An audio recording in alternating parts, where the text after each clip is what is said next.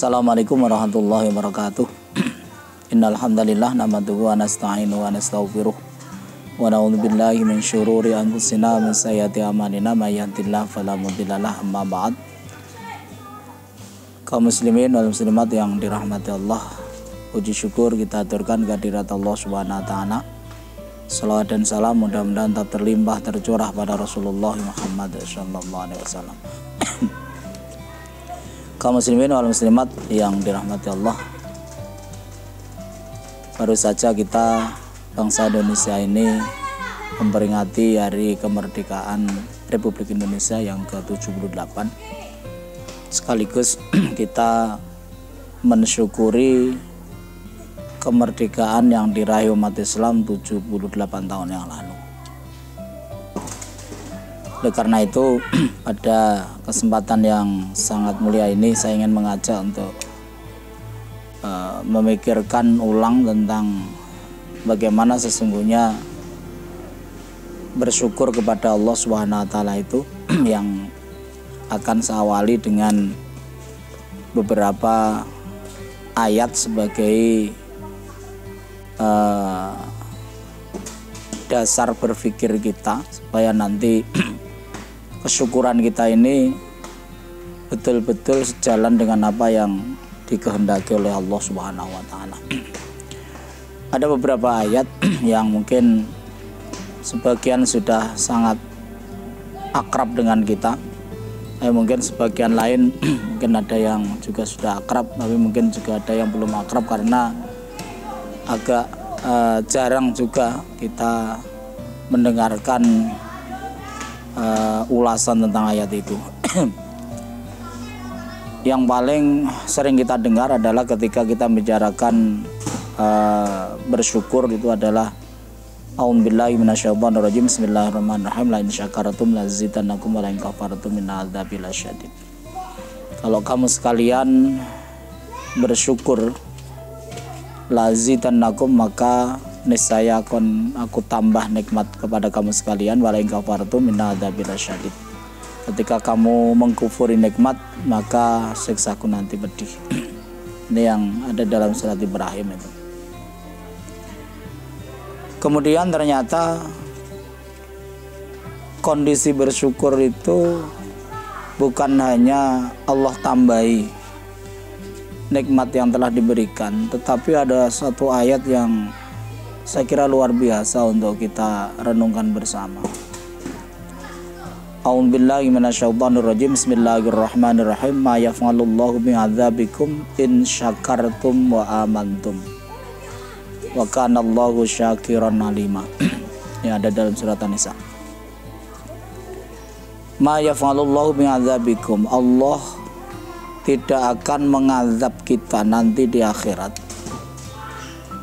In syakartum, dengan persyaratan yang pertama syakartum, yang kedua amantum.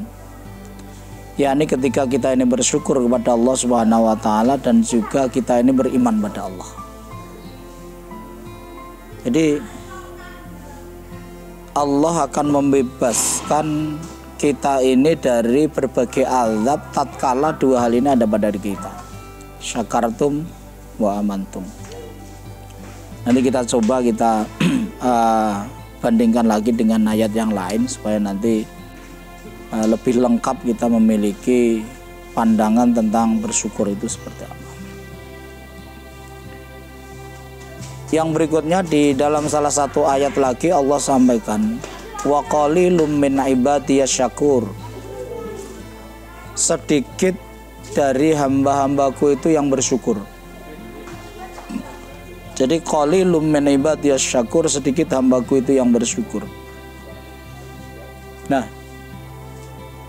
di dalam ayat ini Allah menggunakan kata ibadun, kemudian ditambahi dengan ya mutakalim wahdah, ibadi, yang bermakna kembali kepada Allah. Kalau kita lacak di dalam ayat-ayat suci Al-Quran, kata-kata ibadun yang sebetulnya itu bentuk jamak dari ngabdun, itu biasanya digunakan oleh Allah untuk menyebut orang-orang yang baik. Berbeda dengan ngabidun yang Ini juga sama-sama bentuk jamak taksir dari ngabedun. Ini biasanya oleh Allah digunakan untuk hamba yang tidak baik atau hamba yang banyak kemaksiatannya. Qalilum min ibadiyas syakur, sedikit hamba-hambaku yang baik itu yang sejatinya bersyukur. Artinya dari hamba yang baik itu pun hanya sedikit yang bersyukur. Jadi 3 ayat ini nanti kita coba untuk kita kolaborasikan maknanya, kemudian nanti kita coba juga untuk memahami makna syukur itu dari sisi lughah atau dari sisi bahasa.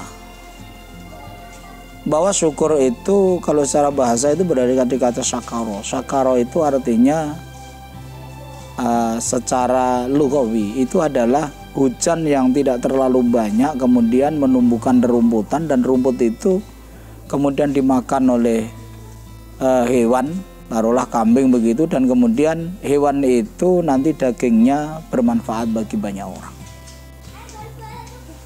Jadi kalau kita lihat dari asal muasal katanya, syakaro ini sebetulnya adalah takaran sejauh mana kita ini di dalam menerima segala sesuatu yang dari Allah itu, kemudian nanti nilai manfaatnya itu bisa dirasakan oleh sekian banyak orang.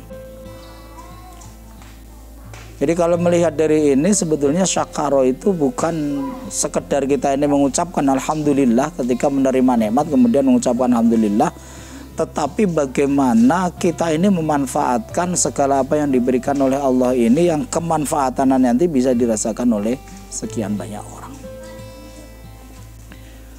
Maka boleh dikatakan bahwa sesungguhnya bersyukur itu adalah melakukan sebuah perbuatan yang perbuatan itu menunjukkan posisi kita ini di hadapan Allah, sekaligus perbuatan kita itu memiliki nilai manfaat bagi sesama manusia, bahkan memiliki nilai manfaat bagi seluruh alam ini.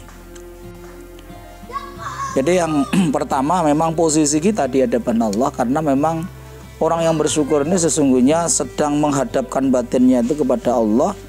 Kemudian tidak lupa orang yang bersyukur ini memanfaatkan apa yang disyukuri ini dalam rangka melakukan sesuatu yang bermanfaat bagi orang lain. Jadi kalau kita ini memperingati kemerdekaan ini, ya tentu cara pandang Qur'ani seperti inilah yang harus ada pada diri kita. Kita merdeka, kita bebas dari penjajahan, lantas seperti apa yang harus kita lakukan di dalam kehidupan ini? Kita manfaatkan sebanyak mungkin supaya negara kita yang merdeka ini memiliki nilai manfaat bagi orang lain. Apalagi bagi kita pemimpin-pemimpin ini harus berpikir bagaimana mengelola negara ini supaya negara ini betul-betul memiliki nilai manfaat bagi sekian banyak masyarakat itu. Oleh karena itu kaum muslimin dan muslimat rahimakumullah, dengan kita memahami seperti itu, bahwa bersyukur itu bukan sekedar mengucapkan alhamdulillah, maka kemudian apa yang disampaikan oleh Allah, ma yaf'alullahu bi'adzabikum, Allah tidak akan mengadab kita, ini relevan dengan ajaran Islam secara utuh. Karena apa? Ketika kita ini membaca ayat ma yaf'alullahu bi'adzabikum, Allah tidak mengadab kita, itu seakan-akan ayat itu menafikan sholat, menafikan puasa, menafikan zakat, menafikan haji, menafikan berbuat baik kepada orang lain. Padahal makna syukur itu sesungguhnya bukan sekedar alhamdulillah, tapi syukur ini sesungguhnya adalah bagaimana kita ini manfaatkan apa yang kita terima ini kepentingan orang lain. Dan juga tadi saya sampaikan bahwa syukur ini memposisikan diri kita ini yang tepat di hadapan Allah, kemudian kita ini juga berpikir bagaimana menjadi orang yang bermanfaat. Makanya persyaratannya tidak diazab oleh Allah ini kan in syakartum wa amantum, ketika kita ini bersyukur dan juga ketika kita ini beriman. Jadi kesyukuran perbuatan kita yang kita lakukan itu kita lakukan di atas pondasi keimanan kita kepada Allah. Maka jangan salah paham kita ini kalau kita dikatakan yang penting orang itu bersyukur kemudian beriman pada Allah, itu sudah tidak diazab oleh Allah. Nah, makna syukur di situ itu bukan sekedar makna syukur dalam melafalkan alhamdulillah, tapi makna syukur di situ itu adalah bagaimana kita ini menyadari bahwa diri kita ini mendapatkan sesuatu dari Allah, kemudian kita mendekat kepada Allah, sekaligus kita manfaatkan apa yang kita terima dari Allah itu untuk anfa'uhum linnas.